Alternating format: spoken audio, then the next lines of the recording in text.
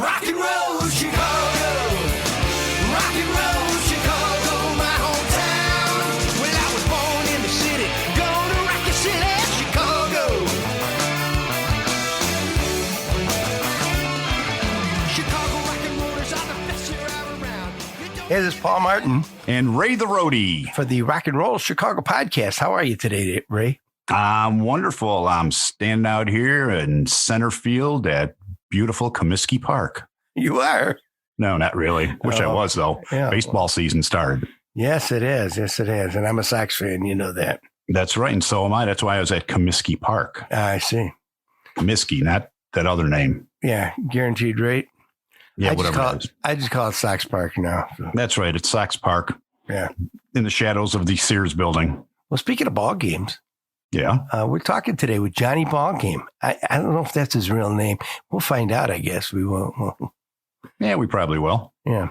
But Jonny Ballgame has put together a movie about what's it about? It's about his need for the fix of rock and roll in Chicago. He used to go out and see a lot of bands, and obviously during COVID, he could not. So he decided to put a movie together to talk about what he went through and what the bands have gone through. And it sounds like it's going to be a fun movie. And it's going to be premiering April 20th at the AMC Theaters in Oak Brook. That's right. It's called Cover 21 Ignite Chicago. He took a bleak time in his life without music and decided to do something about it. What started out as a little documentary turned into a full-blown movie about what he needed and what he did about it. I'm surprised he put it together so quickly. Yeah, he's done a great job. I mean, I'm looking forward to seeing it. I mean, movies usually take a long time to put together, but yes, he's been hustling. Yes, he has. He's put all his own money behind it. But let's let him tell the story and find out from Jonny Ballgame himself about his movie called Cover 21 Ignite Chicago. Let's talk to Jonny now. Here's Jonny. Hey, welcome to the show, everyone. Today we're speaking with Jonny Ballgame, a guy who just is in need of a fix for his rock and roll, and he's got a movie coming out.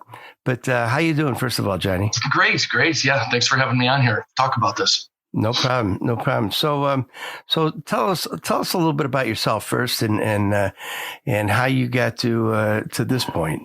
My name's Jonny. I've been going by Jonny Ballgame since high school as a nickname. But I've run car dealerships my whole life, and the hours in that business are pretty brutal and relentless. And I've been doing it for 21 straight years. And then COVID came around and got laid off. But my therapy that I've always had in my life is going out in Chicago and seeing live music. You know, a lot of the local bands, cover bands, tribute bands, original bands. And that's basically what I do for fun. And I've met all my friends that way, and that the people who I hang out with do the same thing. And then it got canceled. We had a cancellation year, concert cancellation season of 2020. And I did fall into a bit of a depression, which I never really thought was real before, but it's definitely real. Definitely went through it. And I wanted to break out of a funk. And one thing my girlfriend asked me, what have you always wanted to do now that you have the time? I said, well, I've always wanted to be in a band. So I made some calls to all my friends in the bands, Seventh Heaven and Elevation and Maggie Speaks and Hairbangers Ball and, all the big names there in Chicago, and just started, getting interested in what was going on in the world, this time last year. And live streaming has become a thing, and these virtual tip jars are up there for these guys to make money. And it was really just interesting. So I went around and, wanted to hang out and jam and just kind of interview them. And I brought a camera with me, and it turned into something more, just a little documentary about what these bands were going through during COVID season.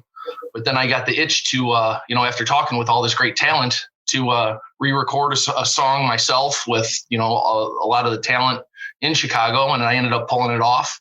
And it went from a little documentary into a full-blown movie on how I could write a song, record a song, redo a song, and then jam with some big names in Chicago. But why a movie? Why did you want to do a movie or a documentary as it started out, I guess, but as opposed to just going and visiting these people and just like everyone else, I guess. Right. Well, it did start that way.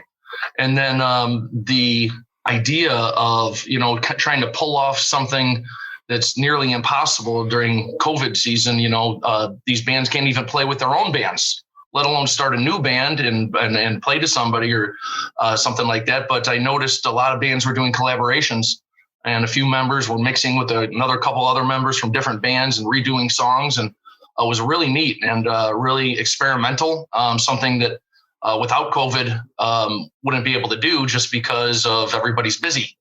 And now, people have the time and started doing this. And I really kind of got jealous. I'm like, I can play guitar a little bit and I'm friends with these guys. I want a piece of it. I want to do something creative.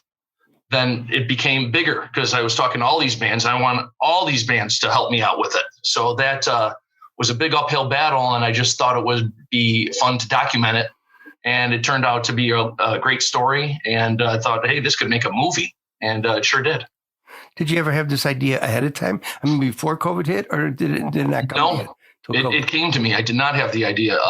It just when COVID did hit and, all the bands were at home, doing these collaborations and just online stuff, it got me interested, So that's when I got the idea. I never would have thought any of this would have came out if I didn't have the time to be at home and when, quarantine was heavy and come up with this idea. So it just came to me, while I was sitting at home during quarantine.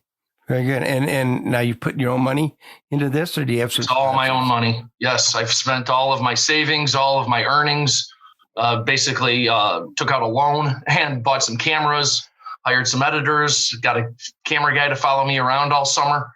And it was a really great experience, doing all this. It kept me focused. It kept me out of my own head and out of the manic state of depression where, there was really no finish line to it. So it kept me in a bubble that was full of positivity.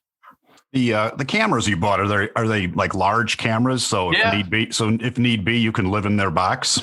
Yes. I don't know about that, but they're pretty big cameras, the shooting 8K, cost me a few grand each. And, it started off with, one and then came to two and then got a better one because I started really believing in it and wanted to do it right instead of just, this kind of little thing just for myself. I wanted it to be for everybody. So it needs to be a little bit better in production.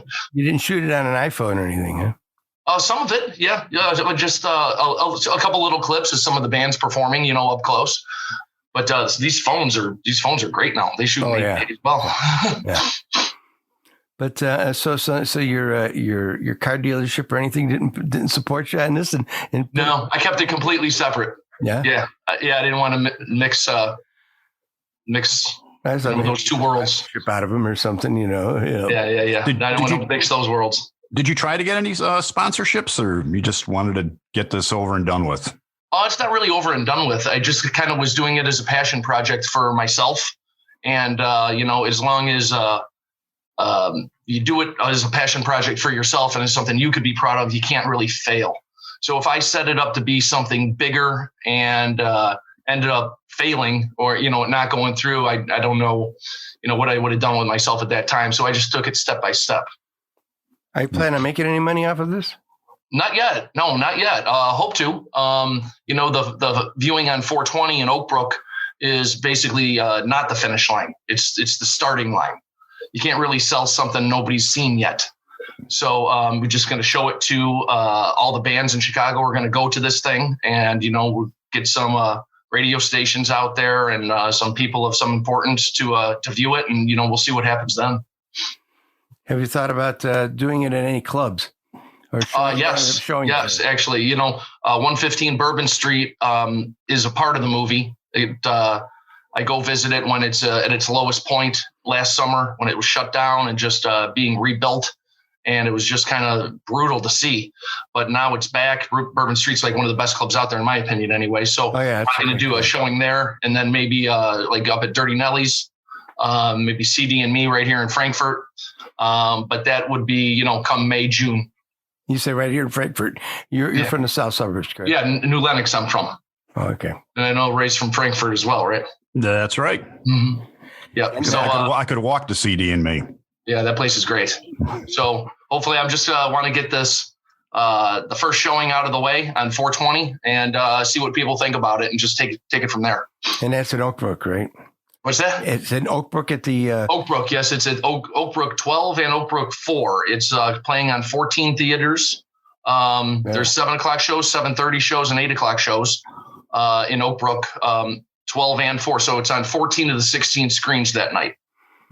I see. How about how are you dealing with COVID and filling the seats? Well, it's limited capacity. It's only 50 people per theater or 40%, whichever is greater. So there's going to be plenty of room in each theater to, spread out.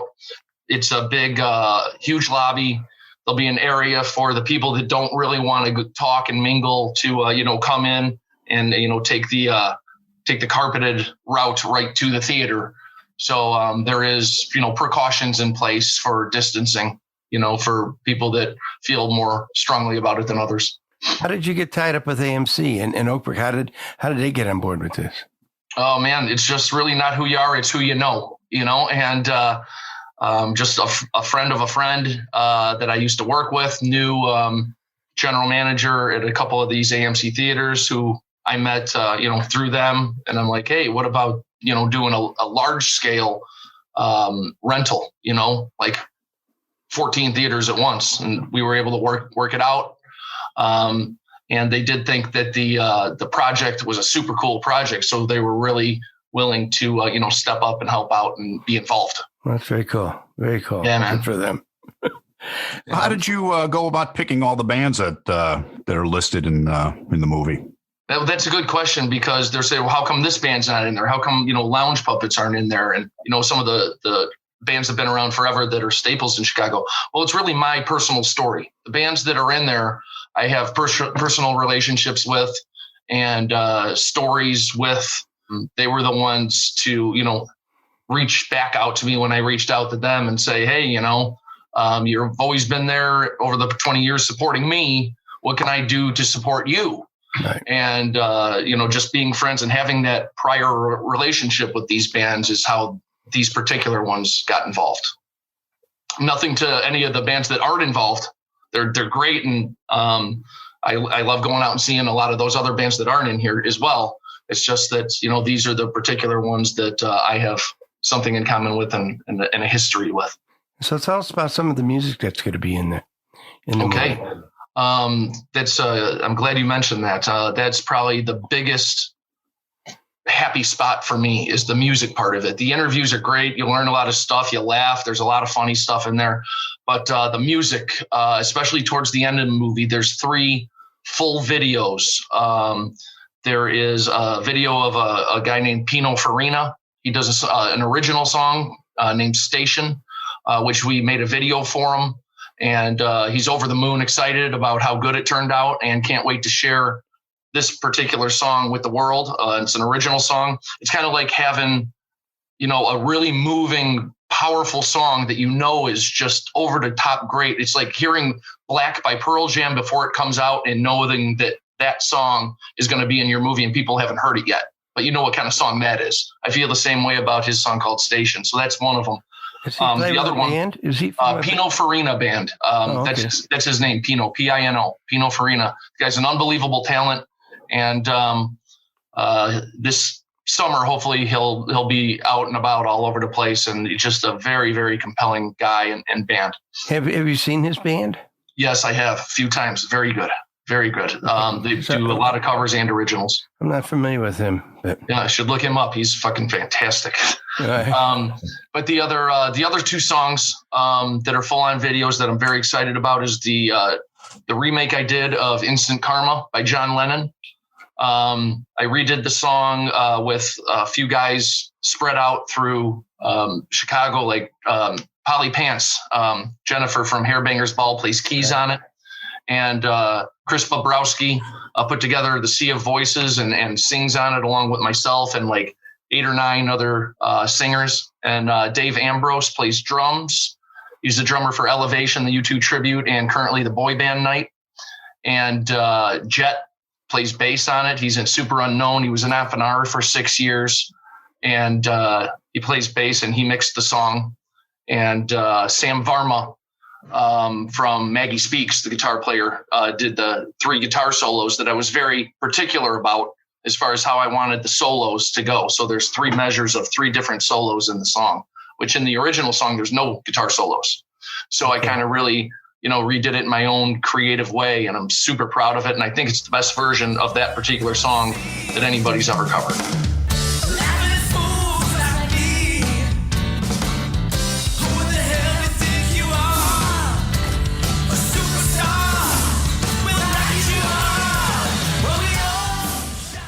You play guitar, correct? Yeah. I play guitar, play a lot of acoustic, like Tom Petty, Dave Matthews sort of stuff I like to do most. Do you play any shows out? I don't have time because I played with Elevation, the U2 tribute. I'd go up and play with them a lot over the past 20 years, just a few songs here and there.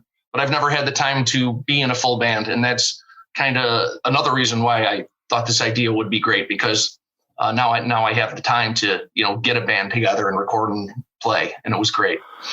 So you put together the song Instant Karma. You rearranged it in your own version, correct? I did.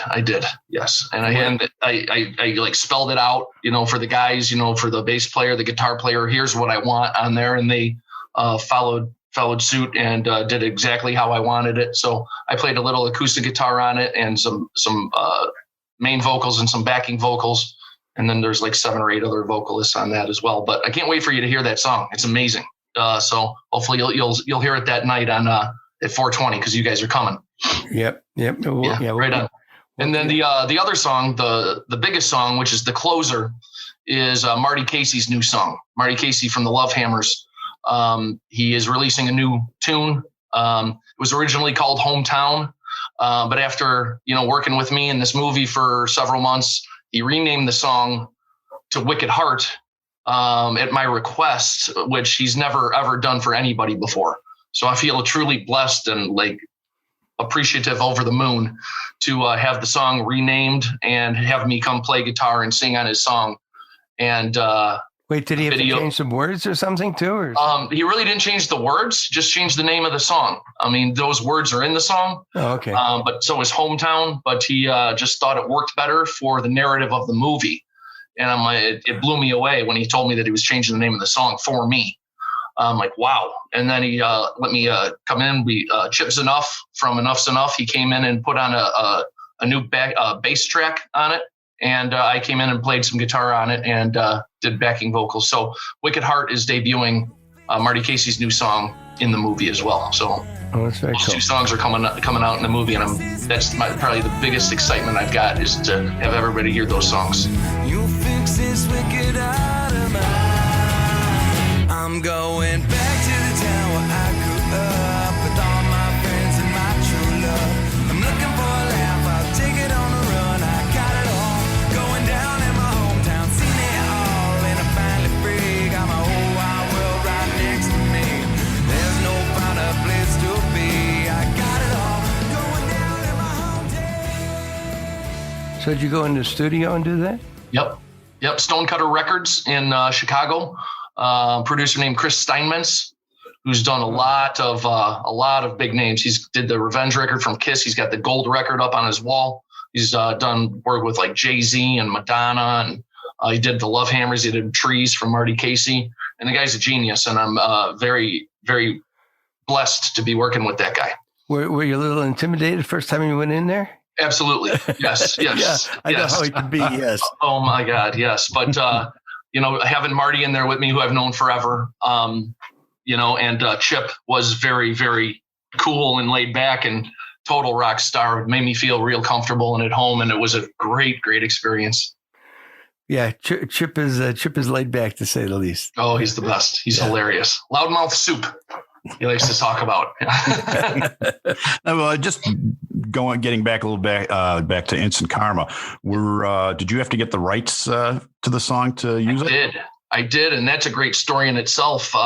like April, May of last year, when I was trying to get a hold of Downtown Music Publishing out of New York, who owns the rights to Instant Karma.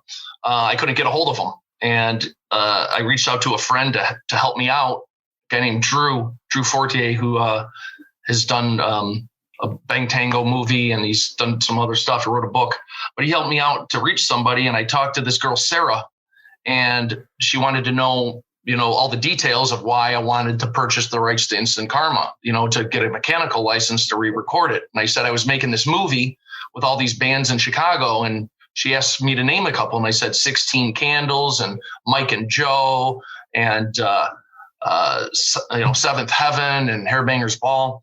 And she's like, I love all those bands. I'm from Chicago. I moved out here 2 years ago. So she really went to bat for me and got it done. And she got it to me, pretty cheap from what I would think of when you need to buy a Beatles song. Sure. Yeah. So it all just kind of fell in line. God was looking out for me in this whole ride. Every kind of hurdle that I've come across, there was a way through it or around it. And, I just kind of put my faith out there and say, he's going to take me on this ride. And just like meeting this girl, Sarah, at Downtown Music Publishing to get me this song, it just kind of everything just kind of keeps falling into place. And here we are at the finish line. I heard that you actually had to get Yoko to sign off on it. Yes. Finally, when it goes through the final stages of it, she only comes in once every so often. So about a month and a half went by. And finally, I got the call saying, yep, your contract is done. It's all been signed. And, we'll ship it out to you. So, yeah, Yoko signed the agreement. Yes, it's pretty neat. That's pretty cool. Yeah, she's on the board. They have to sign off on it. So, that's pretty neat. Yep. You're not the first one to redo Instant Karma, though. No. I think, U2 redid it, and a couple other bands redid it, and I've heard all their versions. And, my hand to God, I think this version is the best version that's ever been redone of it.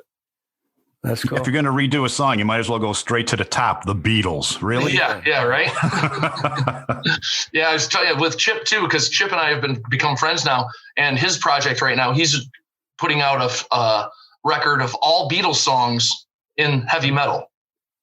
Wow. Yeah, like a metal version of 10, 12 Beatles songs. So that's what he's been working on, too. So, yeah, let's redo the Beatles stuff.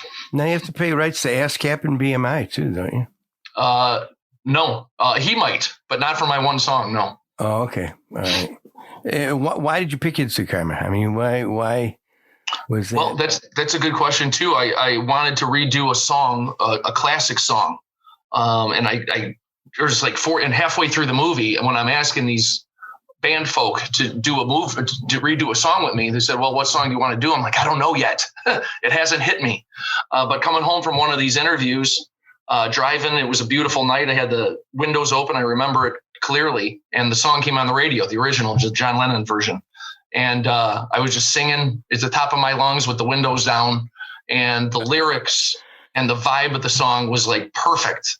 We all shine on, and, better get yourself together because soon you're going to be dead. Right. It's like, it fit perfectly. And it was, singing at the top of my lungs. And I said, this is it. And it hit me like a fist to the jaw. I said, this is it. This is the one I want to do. So I knew it's going to come to me. It's going to come to me. And there it was. It came to me. This is Paul Martin. And Ray the Roadie. And we're here to talk to you about GHS strings. That's right, Ray. Whether you play electric guitar, acoustic, or bass, or even banjo, mandolin, or ukulele, then GHS has the strings for you. GHS strings are easy to play with a rich, full balanced tone available in many different gauges. Great for all musical styles. So if you play with the best. Play GHS strings. Who are some of the people that you've interviewed in this? I interviewed Mike Notaro and Aaron Strike from Mike and Joe, and Adam Blair and Nick Cox and Richie Hoffer from Seventh Heaven, and Brian Durbin and Jen Remus from Hairbangers Ball, and Sam Varma and Dave Calzaretta from Maggie Speaks, and Dano and Dave Ambrose from Elevation, Joey Carr from Broken Roots, who got second place on America's Got Talent this year, who's a friend of mine before he even tried out. So there's a good handful of names right there. Yeah. Yeah. Adam Blair's from ... Yeah. ... Was he's with Seventh Heaven now? Yes. He was with ... And before that, he's with the Fabulous Janes way back when he played drums for them. That's when I met Adam 20 plus years ago. Right. And so you had said that you recorded, who have you recorded? Who recorded on this song? On Instant Karma? Yeah. But yeah, Dave Ambrose played drums. Jen Remus played keys. Jet plays bass. Sam Varma from Maggie Speaks plays guitar, electric, and I played acoustic. I see. You did say that. I'm sorry. But, no problem. So the movie's coming out April 20th, and it's called COVID-21. Cover 21. Cover 21. I'm sorry. Yeah, it's a playoff of COVID-19. It's like COVID-19 crumbles and the Cover 21 appears. How'd you come up with that name? Again, it's just something that came to me. I didn't know what to name the movie, and it has to do with the whole thing's COVID-19. But go ahead. Right, it's COVID-19, but it's turned to Cover 21, right? Exactly. Which obviously refers to 2021 as correct. Right. And cover, play off of COVID, for the cover bands, So it's Cover 21, Ignite Chicago. And why Ignite Chicago? Ignite means light a fire, and we've all missed live music so much. And there's a lot of people out there just like me who, not only miss it and want it, but need it. That's what I've done my whole life, and it's got taken away from me. And there's so many other people like that. So it's to raise awareness that there is a drug out there in the form of live music in the city of Chicago that has a true healing power. And that's the message I want everybody to take away from it. So Ignite Chicago, the summer of 2021 is right around the corner. So, take your medicine. Light a fire under your ass, right? Light a fire under your ass. Get out there and be aware that these bands out there make you feel good. So you literally leave happier and you forget about your troubles for a while. So. And as a public service announcement, I just want to say that Ignite Chicago has nothing to do with Mrs. O'Leary's cow. Right. And it has nothing to do with protesting or lighting anything on fire either. No, it's just a figure of speech. A figure of speech. Rock and Roll Chicago podcast does not condone burning down the city of Chicago. Yes, neither does my movie. It has nothing to do with it. You got it's coming out the 20th, so it's about a week away. So It's done, right? It's in the can. You're done. It's ready to go. Just about. We had some audio problems playing it last week on the big screen, just a little bit. So it's got to be remixed in the 5.1 surround, which Mr. Steinmetz is taking care of right now. The guy is in the trenches right now, mastering all of the sound for theater ready. And we're going in a couple of days, actually tomorrow night, to retest the songs, Instant Karma and Wicked Heart. We're going to test out tomorrow night, and I'm really excited to hear the new mix on the big screen. Is that at the theater you're doing that? Yeah. Oh, I see. Yeah.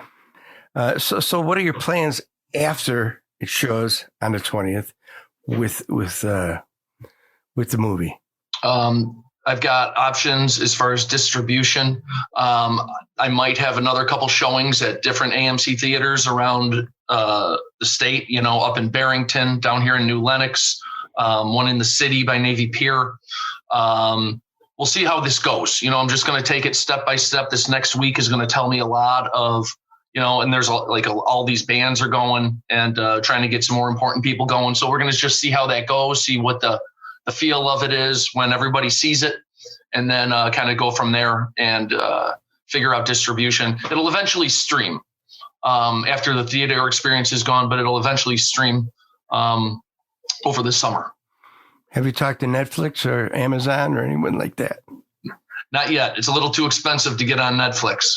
But sky's the limit as far as, after it's been reviewed and it's been seen and the songs are out and it's been heard.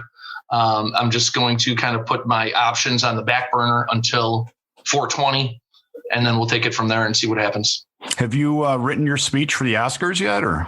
No, I haven't gotten that far yet. Okay. But I appreciate that. And Curious minds. I need your help with that when it comes time.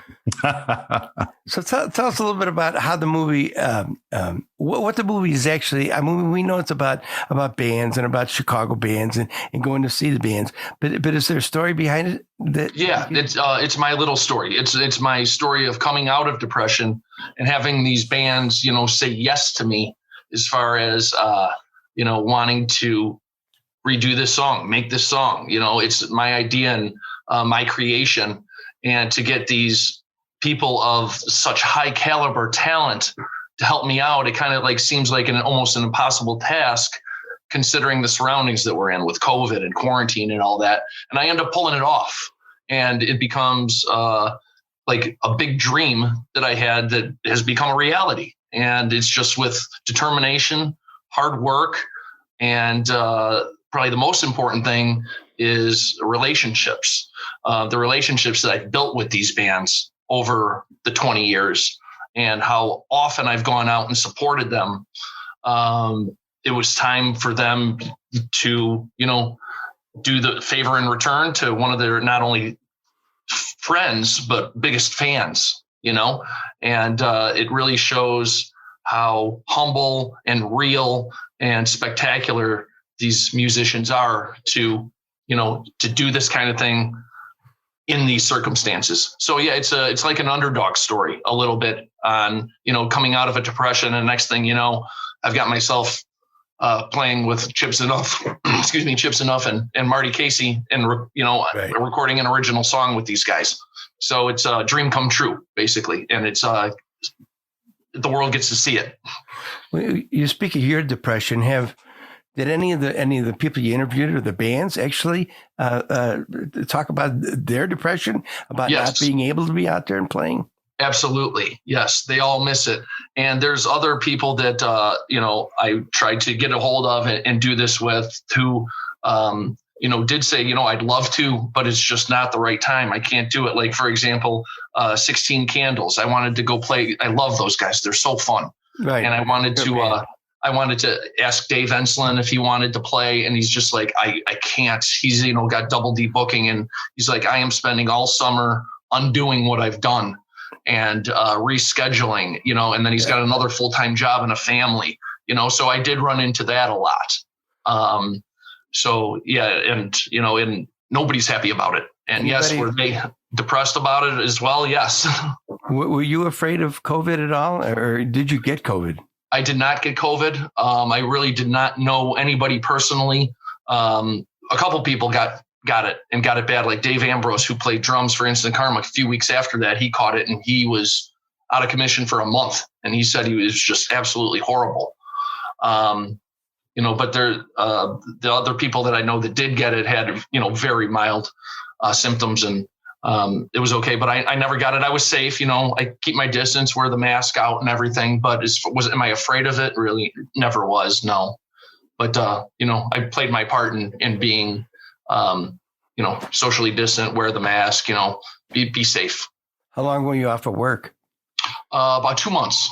Oh, so it was only about 2 months. So you've been working pretty much full time and doing this movie then? Correct. Yes. I'm a single dad too. So when I have daddy-daughter time, I need to take advantage of that. So I didn't sleep much and I didn't do anything else, but it kept me out of my own head as far as what was going on in the world, and staying away from watching people talk about politics and watching families get ripped apart because they're on different sides. And that's just a horrible, horrible scene. And I didn't want to get involved in any of that because it's to me, it was just self-induced stress that I didn't need. And it's something that I don't want to argue about. I just wanted to be happy and do something that made me happy, which was, this movie and focusing on music. Well, that's cool. That's good. You seem like a happy guy. Yeah, I am now. Yeah. About a year ago, it was a lot different. But to reconnect with a lot of these guys I haven't seen in a long time, and to, write this song, redo this song, and then learn how to play this song with Marty and do that whole experience. It's really something that I've always wanted to do. And I did really make my own dream come true just by reaching out and following through. Well, see, it must have been pretty stressful to. Right now it must be pretty stressful with the movie coming out in a week. And oh yeah, I'm nervous about it for sure. Yeah, a lot of people are going to see it, but with how good it is, especially these couple of songs that are coming out, there's no way it's going to fail. No way. And how long is the movie? It's just over 2 hours. Wow. Yeah, it's epic. Very cool. Yeah. Very cool. Well, we wish you the best of luck. Thank you so much. Moses, so where can we find Cover 21 information? Oh, yeah. Please go on cover21chicago.com. You can see 3 trailers. The third trailer's got a little glimpse of Instant Karma and Wicked Heart in it. And you could buy tickets to the party. I don't even call it the movie anymore. It's a party. So there's still tickets available to the party on 420 at Oakbrook Theaters, Oakbrook 12 and Oakbrook 4 in Oakbrook Mall on 420 at 7:00. And you can get tickets on cover21chicago.com. Well, if you say it's going to be a party, is there going to be alcohol there too? Oh, yeah. There's a bar in each lobby that's wide open. And I told the general manager over at AMC, I said, you're going to need more bartenders. Yeah. So they'll be the bar's stocked up and ready to go. Yes, sir. Well, of course, it's part of rock and roll, isn't it? That's right. Yeah. That's Wouldn't right. happen any other way. That's right. Well, It's going to be a good time. Yes, it is. It'll be a good time. I'll see you gentlemen there, huh? Yeah, we'll be there. Cheers. I'm working on being there. So continued success and good luck with the movie, and we wish you the best of luck with it. Awesome. Thank you very much, guys. Thanks for joining us. With you. All right. I'll see you on 420, huh? Yes, Sounds sir. good. Rock and roll. So that was a swing and a home run right there, I think, with Jonny Ballgame. I think he hit one out of the park. Yes, he did. Hey, holy cow. Holy cow. Holy cow, Steve. Give me I don't another do a good Budweiser. That was good. Yes, it was. It was fun talking to Jonny and finding out about this movie. Now I'm kind of anxious to go. Me too. I can't wait to see it. There's going to be it's going to be a good show. Going to be a lot of great people there. Yeah, we'll be hobnobbing with the stars. Well, you know what? We're kind of stars. Are we? Yeah, maybe to some people. Yes. You know, We're legends in our own mind. yeah. My mom thinks I'm a star. Yeah. No. Yeah. Well, she might be right. That's right. That's right. But yes, that's going to be a good time. That's 420, April 20th at the AMC Theaters in Oakbrook That's on right. 14 different screens. So be That's sure and go awesome. and get tickets. Be sure and go get tickets. That's right. Go to their website, get your tickets, get out there. right. You'll be able to hobnob with some people that you probably never even talked to. You just see them on stage. That's right. That's right. And that's kind of what we like to do is keep the music alive and find out, get behind the scenes, you know? That's right. So We that's bring the people that's to what, you. That's what you can do by going and getting tickets to see this movie and finding out about Hairbanger's Ball and Seventh Heaven and all the other bands that are in there, and all the other musicians. A lot of great musicians in this. That's right. And if you're there and you see us hanging out by the bar, stop by and say hello. Yes, please do. So go out and get your tickets and support this movie because Jonny put a lot of time and a lot of money into it, and we hope to see you there. That's right. A lot of blood, sweat, and tears. Who That's right. does not appear in the movie. No, they don't appear in the movie. No. But that was apropos, I thought. Yeah. So don't forget to while you're getting your tickets at cover21chicago.com, as soon as you pay for your tickets, hop on over to roadtorock.org, which is the website for the Illinois Rock and Roll Museum on Route 66. Check it out. Hopefully they'll be open this summer. And while you're there, sign up to be a charter member. You get all kinds of cool benefits, including like discounts at local restaurants and stuff. It's worth your while. So, and if this movie inspires you to so be a guitar player yourself, be sure and put some GHS strings on those guitars. That's right. I mean, made my banjo sound great. Yes. I don't know about your playing, but It's okay. you know, your banjo sounds much better. It does sound better. Yeah. And it appreciates it. Yes. It appreciates a good set of strings. Yes, it does. So All right, until well, next time, Yes, indeed. Thanks for listening, everybody. see you next week. Bye-bye. The Rock and Roll Chicago podcast does not own the rights to any of the music that's played on this podcast. The music is used to promote the band or musicians that are interviewed. Rock and roll Chicago.